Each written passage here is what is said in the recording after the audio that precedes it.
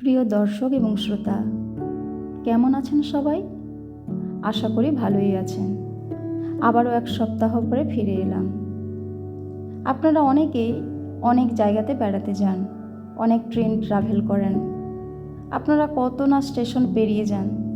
জানেন কি, ওই স্টেশনগুলো আপনাদের সঙ্গে কথা বলতে চায়, তাদের আত্মকথা জানাতে চায়। তো আজকে আমার নিবেদন একটি আত্মকথামূলক কবিতা, একটি স্টেশনের জন্ম। পৃথিবী তার উত্তাপ হারিয়ে কখন যে শীতল হয়ে এই ভূমিরূপ গঠন করেছিল তা আমার মনে নেই। তবে প্রাণের সৃষ্টির পর আমার বুক জুড়ে ছিল কত বড় বড় গাছ, আর তার নিচে নাম না জানা লতাপাতা আর ভুঁইফোড়। শান্ত স্নিগ্ধ বনভূমির উপর বয়ে যেত প্রাণ জুড়ানো শীতল হাওয়া। পাখিদের কলরবে ভরে যেত আমার উঠোন। তাদের চির শান্তির নীড় ছিল আমার গাছেদের বুকে। কত প্রজাতির সুখের বাসা আমি। ওই যে দূরে দেখা যায় সবুজ তৃণভূমি, রাখালিয়া বাঁশির সুরে গরুর পাল চড়ে বেড়াতো। একবার পালের ওই লাল কালো গরুটা চড়তে চড়তে এলো আমার কাছে। গরু খুঁজতে এসে রাখাল পেল আমার বুকে বেড়ে ওঠা মিঠা বন্য কুলের স্বাদ। ব্যাস, তখন থেকে আমার বুক জুড়ে পায়ের ছাপ। রাখালের হাত ধরে এলো কাঠুরিয়ার দল। জীবিকার টানে আমার বুকে, আমার সন্তানদের বুকে আঘাত হানে। অসহায় জীবগুলির বোবা কান্নায় আমারও অসহায় লাগে। বৃষ্টির জলে যখন তাদের কান্না ধুয়ে যায়, তখন তারা আবার নতুন করে বাসা বাঁধে। এমনভাবে আরও অনেক অনেক বছর কেটে যায়, তার আর হিসেব রাখিনি। তারপর একদিন একটা সুন্দর রোদ মাখানো সকাল, অনেকগুলো ভারী কিচলের মানুষ এলো। আমার চারপাশ জুড়ে কত না মাপঝোপ চলল। সকাল গড়িয়ে দুপুর, দুপুর গড়িয়ে সন্ধে নামল। একে একে সবাই ফিরে যায়। এমন করে আরও অনেক দিন কাটল। হঠাৎ করে আবার একটি সর্বনাশা সকাল।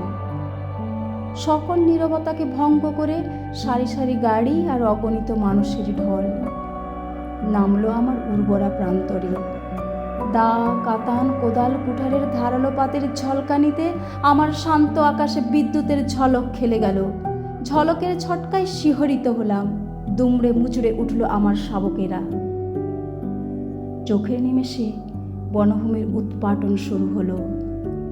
আমার বুক চিরে রক্ত নদীর বন্যা বয়ে গেল। কেউ দেখতে পেল না, অনুভবেও ধরা দিল না। ক্ষত বিক্ষত করে শরীর থেকে এক এক করে কেড়ে নেওয়া হলো তার হাত, পা, চোখ, মুখ, কান। রইল পড়ে শুধু নিথর দেহ। দুপাশে দুটো বট আর নিম, অঙ্গহানিতে তারাও জর্জরিত। রাতের বেলা আজ আর রূপলি চাঁদটা নেই। অমাবস্যার থমথমে কালো রাত্রিতে কাল যাপন করছি আমি এক একাকী ঊষর প্রান্তর। চারপাশে ছড়িয়ে আছে মৃতদেহ, তবে কান্নার রোল ওঠে না। একরাশ ব্যথা যন্ত্রণা নিয়ে আরও কয়েকটা মাস এমনি করে কেটে গেল। তারপর আরও একদিন, আগের থেকে আরও বেশি মানুষ, আরও বেশি গাড়ি, বোঝাই করা বড় বড় ট্রাক। হর্নের আওয়াজে আমার ব্যথাতে যেন ক্যান্সার তৈরি হলো। শুধু নীরবে চেয়ে রইলাম। আমার বুক খুঁড়ে বড় বড় পাত বসানো হলো। দুদিকেই অপলক দৃষ্টি, দৃষ্টি বাধা পায়। কিন্তু পাত বসানোর শেষ কোথায়? গ্রানাইট কংক্রিটের ঠকঠকে আওয়াজে প্রাণটা ছটফট করে। তারপর আরও অনেকটা সময় আমার বুকের ওপর বালি, সিমেন্ট, স্টোন চিপসের পাহাড় বসানো হয়। ক্ষণে ক্ষণে আঁতকে উঠি, তবু সহ্য করে চলি। মার্বেলের ব্লকে ঢাকে আমার কষ্ট। আমার মাথার উপরে খোলা আকাশ, যাকে দেখে আমি শ্বাস নিতাম। টিনের চাল তাও ছিনিয়ে নিল। আকাশ মাটির বন্ধন ছিন্ন হলো এবার। 2-4টা বেঞ্চ পাতা হলো। কাকে বিসর্জন দিয়ে কার আগমনের প্রতীক্ষা ঠিক ঠাহর করতে পারি না, তবে সময় ঠিক জানিয়ে দেবে। আমি শুধু প্রতীক্ষার প্রহর গুনি। আরও কিছুদিন পর সমস্ত কলতান হর্নের আওয়াজ ছাড়িয়ে গগনভেদী চিৎকারে একটা বিকট যন্ত্রপাতির উপর এসে দাঁড়ায় আমার বিদীর্ণ বুকে। মানুষজন ওঠানামা করে, তারপর আবার প্রকাণ্ড আওয়াজ তুলে দূরে দূরে, অনেক দূরে অদৃশ্য হয়ে যায়। বুঝতে পারলাম এর নাম রেলগাড়ি। মানুষ কত সহজেই দূরকে করেছে নিকট, আর আমাকে আমার বন্ধন থেকে দূরে ঠেলে দিয়েছে। না না না, আজ আমি কোনো উর্বর ঊষর প্রান্তর নই, আমি কোনো বনভূমির বেলাভূমি নই আমি অসহায় জীবের আস্তাখানা।